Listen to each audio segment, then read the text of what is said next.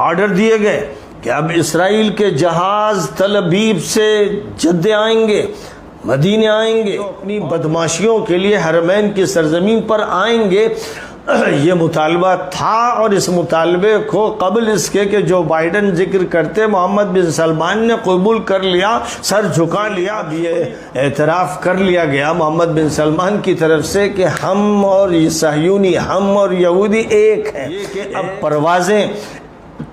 اسرائیل کی تل ابیب سے براہ راست پروازیں حرمین شریفین میں آئیں گی۔ القدس کو مکمل طور پر اسرائیل کا کیپٹل بنا دیا جائے گا، اور نعوذ باللہ ثم نعوذ باللہ مسجد اقصی ڈھا دی جائے گی۔ اور اس کے بار بار جو بائیڈن کی طرف سے اور مطالبہ ہے اسرائیل کا، اور وہی بات سعودیہ نے دہرائی کہ ایران کو ہم نیوکلیائی پاور نہیں بننے دیں گے،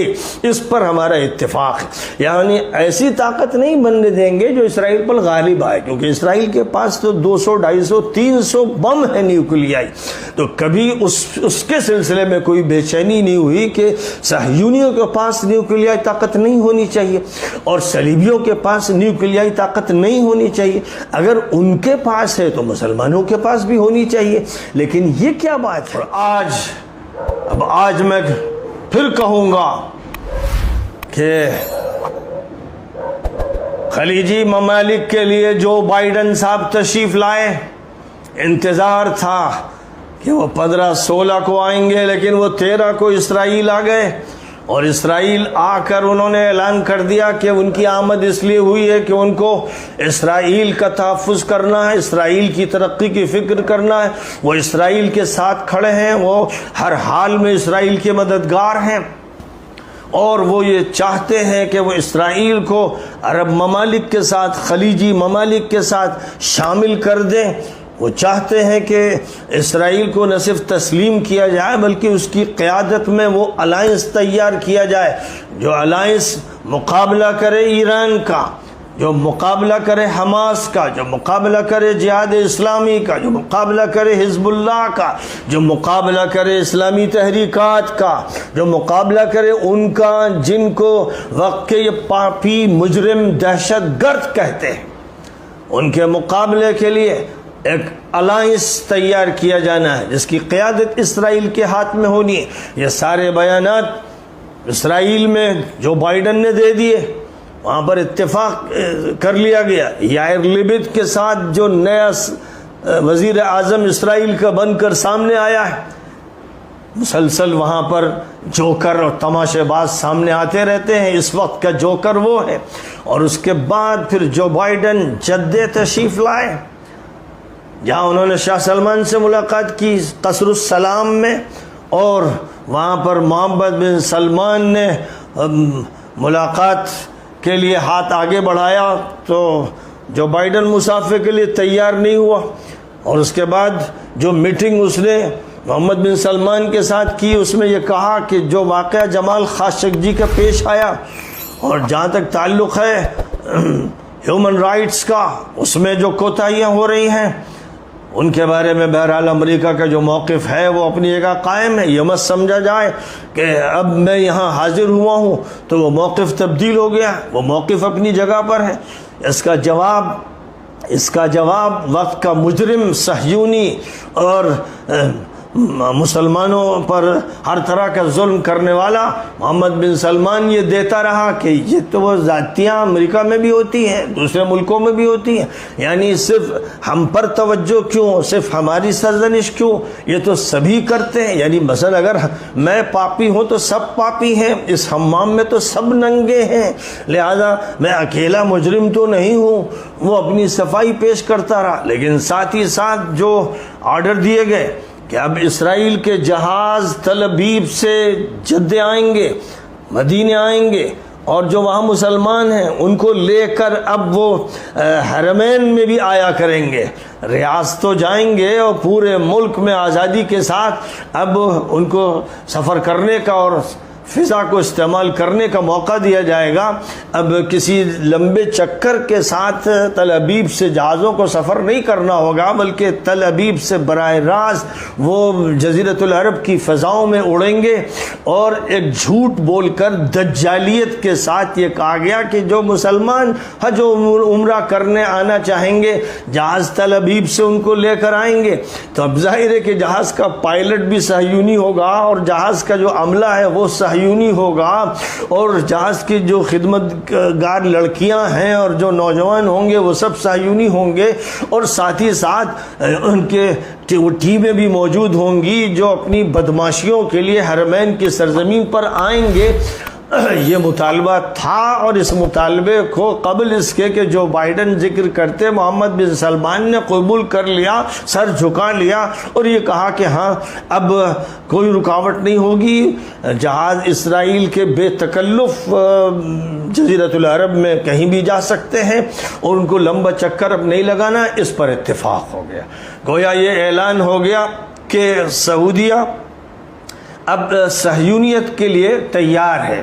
اب سعودی حکومت صہیونی حکومت کا روپ دھار چکی ہے۔ اب جو چیز مخفی تھی جب سے سعودی حکومت قائم ہوئی وہ مخفی تھی، کیونکہ ظاہر ہے کہ انگریزوں کے ذریعے سے قائم ہوئی اور خلافت عثمانی کے خاتمے کے ذریعے اور خلافت عثمانی کے نمائندوں کے قتل عام کے ذریعے جو حکومت وجود میں آئی تھی انگریزوں کے سہارے،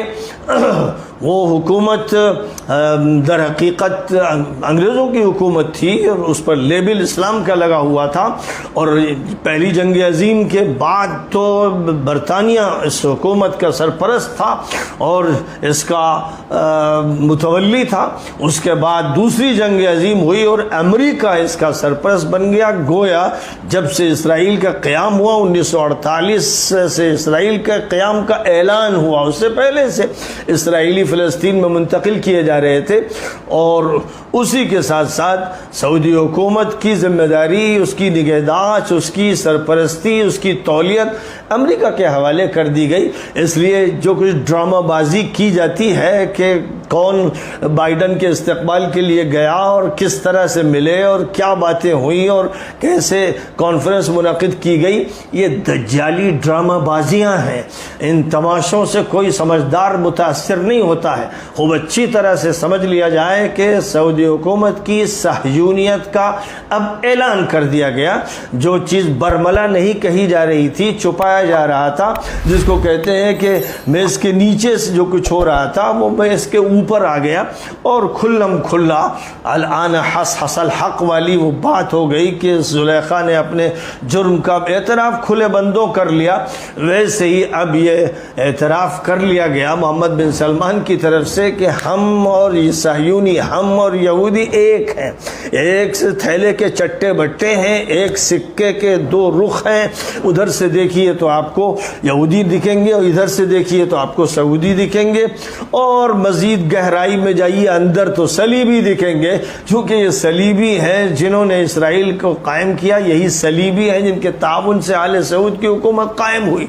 اور یہ دجل ہے، یہ جو اوپر سے غلاف لگایا گیا، جو اسلامی خدمات کا ڈھونگ رچایا گیا، یہ دجل ہے۔ لہذا یاد رکھا جائے کہ دجالیت میں بات کھل کر نہیں کہی جاتی، لپیٹ کر کہی جاتی ہے، چھپا کر کہی جاتی ہے، چالاکی سے کہی جاتی ہے، اور بہت سمجھداری اور سلیقہ بندی کے ساتھ اس کو آگے بڑھایا جاتا ہے، جس کا نتیجہ یہ ہوتا ہے کہ جو عام لوگ ہیں وہ تو سمجھتے نہیں، جو علماء ہیں وہ بھی اس کو سمجھتے نہیں، اور کچھ ایسے ہیں جو سمجھتے ہیں لیکن ان میں بھی دجالیت کا یہ اثر منتقل ہو جاتا ہے کہ وہ اس پر پردے ڈالتے ہیں، اس کو تہوں میں رکھتے ہیں، اس کو چپ رہ کر اس کو چھپاتے ہیں،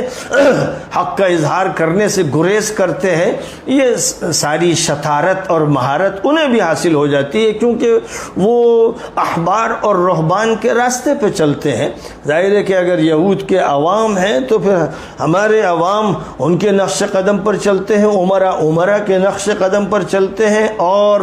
علماء احبار و رہبان کے نقش قدم پر چلتے ہیں۔ وہی سب اس وقت جزیرۃ العرب کی سرزمین پر کیا جا رہا ہے۔ تو بہرحال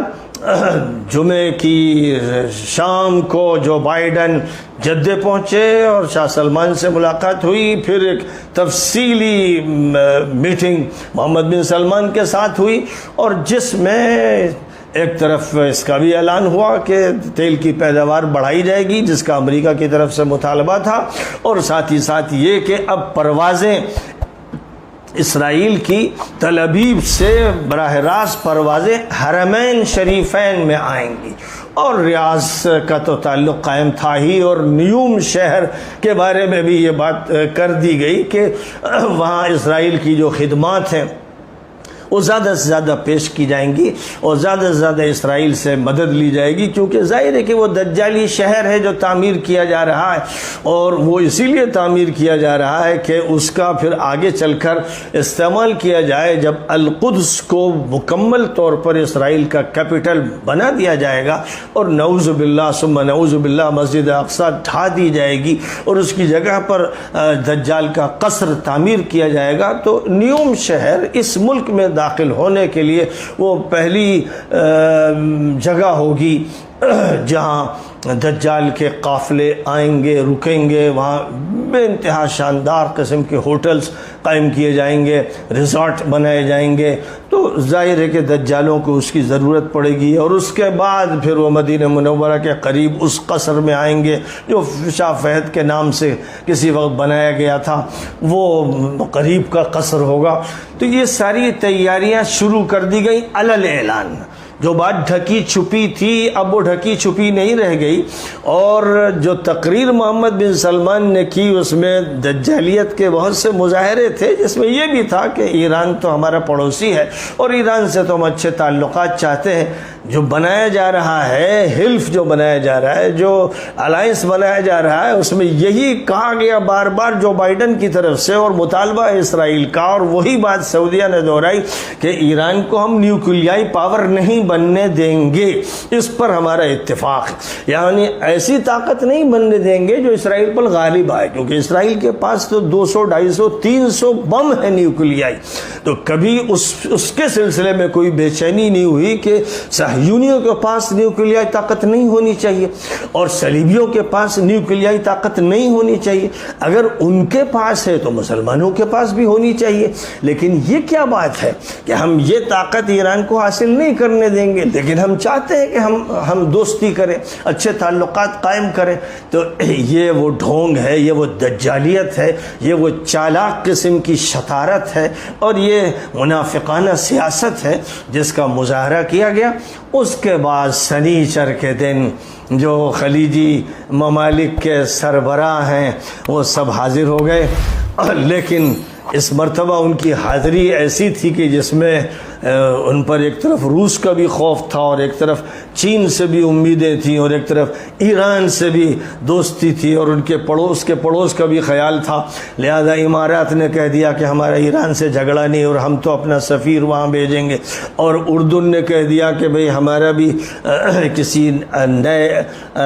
الائنس میں شامل ہونے کا کوئی ارادہ نہیں، اور عراق نے کہہ دیا کہ بھئی ہم نہ اس الائنس میں نہ اس الائنس میں، ہم تو نیوٹرل رہنا چاہتے ہیں۔ اب لے دے کے مصر کا ذلیل و کمینہ سیسی باقی رہ گیا، اور جزیرۃ العرب کا محمد بن سلمان کے، جس نے اس کانفرنس کا انعقاد کیا تھا، سب سے اچھا موقف، کھلا موقف، جری موقف قطر کے امیر کا رہا، جنہوں نے وہ باتیں کہیں جو کوئی بھی اسلامی تنظیم کا نمائندہ کہتا، حماس کا نمائندہ کہتا، اخوان کا نمائندہ کہتا، وہ باتیں اللہ کا شکر ہے کہ قطر کے امیر شیخ تمیم نے وہ باتیں کہیں، بڑی ہمت اور جرأت اور قوت کے ساتھ کہیں۔ لیکن ان کے علاوہ جہاں تک کویت کی نمائندگی تھی وہ بھی مناسب تھی، اور عمان کی نمائندگی بھی ٹھیک تھی، اور اردن کے شاہ عبداللہ بھی ان جرائم میں ملوث نہیں ہیں جن میں محمد بن سلمان اور سیسی ملوث ہیں۔ تو اس اعتبار سے جو ممالک حاضر ہوئے ان کے ذریعے سے وہ مقصد تو نہیں پورا ہوا کہ وہ ایران کے خلاف ایک محاذ بنا لیں گے اور اس میں وہ کامیاب ہو جائیں گے۔ عراق کی نمائندگی مصطفیٰ کاظمی نے کی، جو شیعہ ہیں اپنی ذات سے اور وہ سعودیہ کے بڑے دوست ہیں، اور وہی اس وقت کام کر رہے ہیں ایک کوآرڈینیٹر کا ایران اور سعودی حکومت کے درمیان دوستی کے لیے۔ مصطفیٰ کاظمی بڑی خدمات پیش کر رہے ہیں، ان کی خدمات کا بڑا اعتراف بھی کیا جا رہا ہے، اور دوسروں کے ساتھ بھی وہ اسی طرح ایک درمیانی شخصیت کی حیثیت سے ملاقاتیں کر رہے ہیں۔ تو اس لیے یہ کہا جا سکتا ہے کہ لے دے کے سیسی اور محمد بن سلمان یہ دو ایسے کمینہ صفت اور ظالم اور پاپی اور مجرم تھے جن کے جیل بھرے ہوئے ہیں، بے گناہوں سے، علماء سے، مخلص طلباء سے، جن کے جیل بھرے ہوئے ہیں اور جنہوں نے ہر طرح کے مظالم کیے ہیں۔ یہ اپنی پوری دجالیت کے ساتھ، اپنی چرب زبانی کے ساتھ وہاں پر نمائندگی کر رہے تھے، اور بہرحال اتفاق اسی پر ہو گیا کہ ایک طرف تو اسرائیل کے لیے چوپٹ دروازے کھول دیے جائیں گے، ہر طرح کا تعلق سیاسی بھی اور معاشی بھی اور عسکری بھی اور تکنیکی بھی اسرائیل کے ساتھ قائم کیا جائے گا، اور زیادہ بہتر سطح پر اس کے قیام کی کوششیں کی جائیں گی، اور ایک الائنس بہرحال بنے گا جس کی سیادت اور قیادت اسرائیل کے ہاتھ میں ہوگی۔ اور پھر ساتھ ہی ساتھ ایک دوسری چھوٹی سی ڈیجیٹل کانفرنس نے یہ بھی واضح کر دیا کہ امریکہ نے اپنی نمائندگی کے لیے اس خطے میں اسرائیل کو اور دوسری طرف انڈیا کے جناب مودی صاحب کا انتخاب کیا ہے، لہذا وہ اور امریکہ کے صدر اور اسرائیل کے وزیر اعظم ان چاروں نے مل کر ایک کانفرنس منعقد کی، اور اس میں بہرحال جو بائیڈن کی طرف سے علاقے کی جو ذمہ داری سونپی گئی ہے وہ اسرائیل کو اور انڈیا کو سونپی گئی ہے۔